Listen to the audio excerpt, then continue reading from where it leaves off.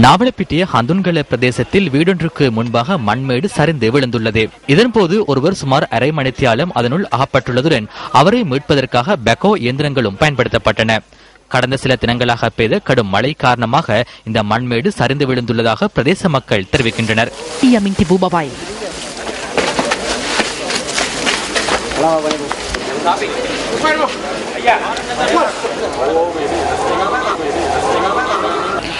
இதேவேளை காலி இமதும பிரதேசத்தில் நீரில் அடித்துச் செல்லப்பட்டு ஒருவர் உயிரிழந்துள்ளார்.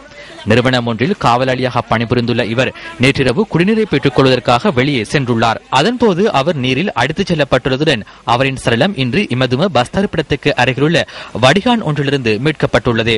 57 வயதான ஜி பிரேமஸ்ரீ என்பவரே இதன்போது உயிரிழந்துள்ளார். இதேவேளை நேற்று பெய்த கடும் மழை காரணமாக காலி மாவட்டத்தின் சில பிரதேசங்கள் நீரில் மூழ்கின. காலி, மினிந்தும, இமதும, அக்னிமன உள்ளிட்ட பிரதேசங்களின் சில வீடுகளும் வீதிகளும் நீரில் மூழ்கி காணப்பட்டன.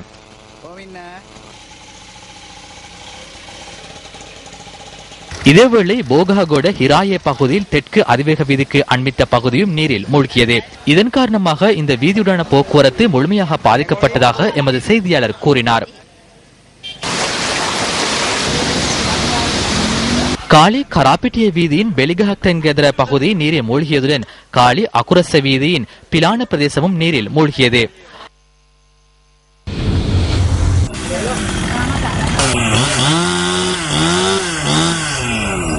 மாத்தறை மாவட்டத்தின் சில பிரதேசங்களும் நீரில் மூழ்கின.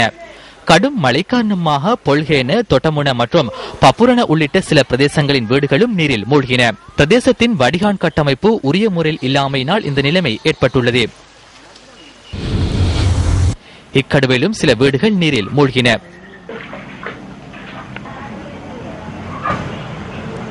கடும் மழை காரணமாக நுவரெலியா ஹட்டன் பிரதான வீதியின் நானோயா பங்களஹத்த பிரதேசத்தில் மண்மேடு சரிந்து விழுந்தமையினால் அந்த வீதியில் உடான போக்குவரத்துக்கு பாதிப்பு ஏற்பட்டது. மாற்று வீதியாக தலவாக்களை பூண்டுலோயா ஊடாக தவளந்தென்ன வீதியை பயன்படுத்துமாறு நுவரெலியா மாவட்ட செயலாளர் கூறினார்.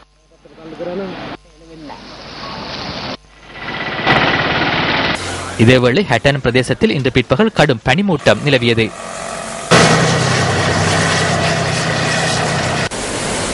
இதேவேளை பண்டாரவேலை எல்லத்தோட்ட ஆற்றில் மூழ்கி சிறுவன் ஒருவன் இன்று முற்பகல் உயிரிழந்துள்ளான். தமது வீட்டிலிருந்து உறவினர் வீட்டுக்கு சென்று திரும்பும் பொழுது ஆற்றில் குளிப்பதற்கு முற்பட்ட போது சிறுவன் நீரில் மூழ்கியுள்ளதாக போலீசார் குறிப்பிடுகின்றனர்.